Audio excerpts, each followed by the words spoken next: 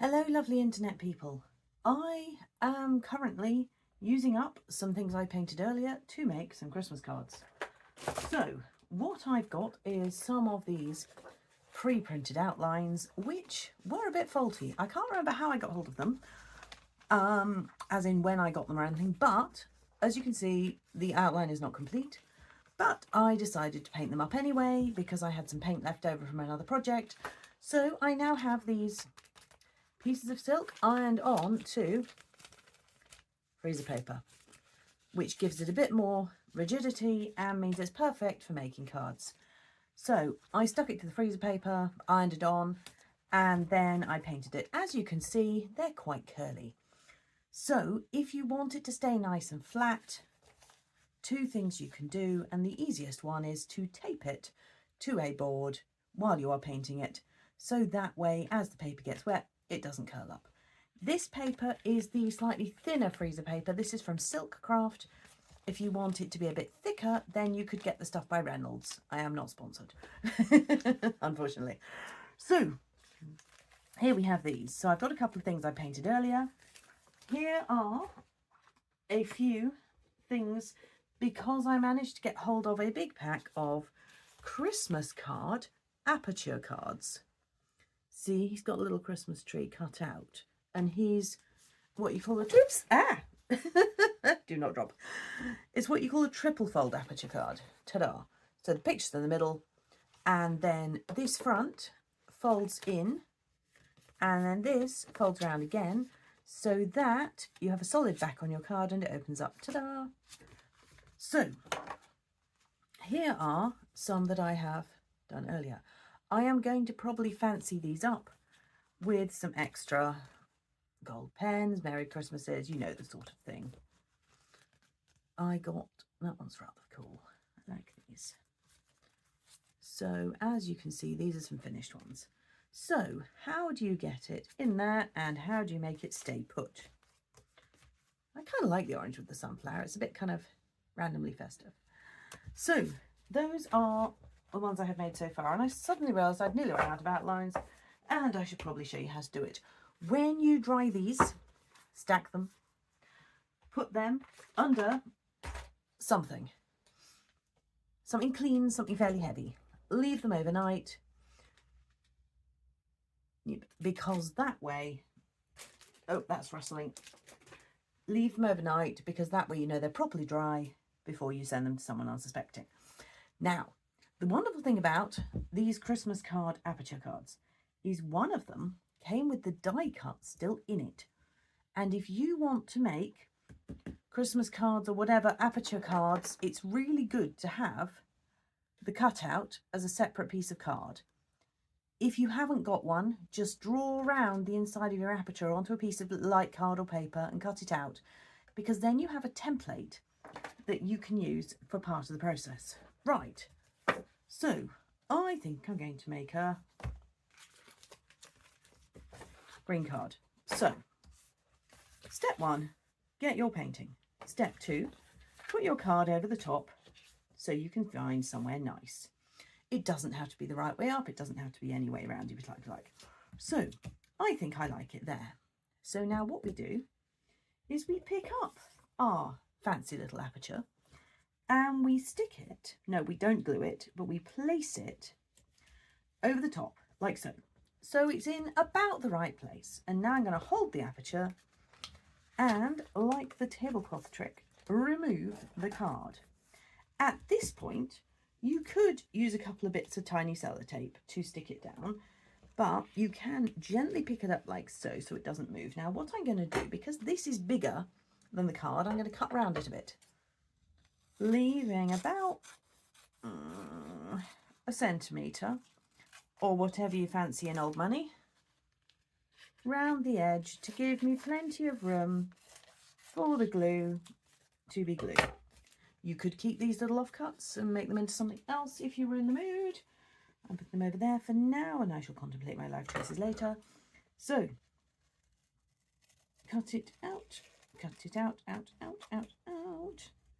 La la la la la. So, I've left most of a centimetre round that. Oh, it's a bit reflecty, but there you can see I'll turn it the other way around. There. So I can see here that my card is going to be all the way around the aperture and nothing's going to be missing and leave a hole. So now we take our cutout piece, which kind of looks stinky, and we place the aperture card over the top. And we check and we move it about until we like it. And I think I liked it. I made a card and I liked it. I think I like it about there. So then what I do is I get a couple of bits of masking tape, or preferably rather unsticky sellotape, because you don't want this to take the finish off your card when you peel it off later. These are holding pieces, so they are there just to hold the card in place while we perform the fancy gluing. Okay, so the thing to remember at this point is turn it back over so you can see I've got my blob. Now, the left hand is what's going to come in and hide it, and then there's going to be our card. So this is where we need to glue. Now, if it didn't matter exactly where it went, we wouldn't have to do this process. We could just stick something to there. It would be shown through the aperture, job done. But I want to be sure of exactly where it is. And because it's a multi-layer of silk and fabric, silk and freezer paper, wakey, I need to make sure that this is properly, no, do not unstick. Check it's still in the right place. There it is. Yeah, that's fine. Need to make sure this is properly stuck on. So the first step you do is you glue. And you glue all over with a Pritt stick or other appropriate sticky thing. This is actually the Bostik Quick Stick, which I have found to be particularly nice for this. Also, they sold it in boxes of 24, I think it was, when I was doing workshops. There you are, Bostik Quick Stick. I think it's a little bit stickier than Pritt Stick and possibly dries a little bit quicker. There we go. So you've got that. Run your fingers all over it. Because of this, I'm using like 2 or 3 fingers. So the idea is that that is now stuck to the back of the inside of the card. And then you very carefully peel off your unsticky sticky bits. Yeah. There we go. Stick them to the table, you might need them later. Now, open him up. And now you're doing the couple of fingers over the top again. Make sure he's nicely stuck down. There. Now, so as you can see, we have the piece, which then folds, and ta-da. So we need to now stick the rest of it. So we're here, we're going to go and we're going to glue all over the back of this. Now, careful, fold it. Check how much of an overlap there is, because as you can see here, if I just use this tree, come back tree, there, what you will see is there is a little fold, there's a little excess bit here. So what you need to do is glue all over the back of this, all over the back of the bit with the hole in it, but leave about 6 millimeters here. Do not glue all the way up to the edge, otherwise when you shut it, there will be this roll of glue there which will stick your card shut forever. So I tend to go 6 mil from the edge first, because that way I know where my edge is, and then it's just a question of getting at least a decent coating of glue. I tend to go there, and then here. And we go up and down.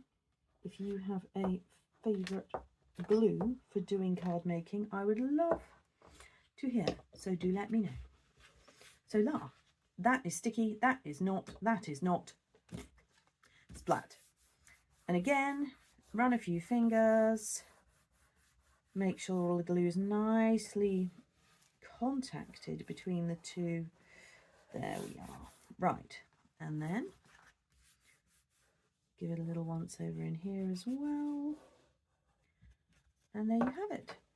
One sticky card. How beautiful. La. Obviously you can use your own original silk designs for this. You don't have to use a pre-printed outline. I just happened to have some and thought it was a bit of fun.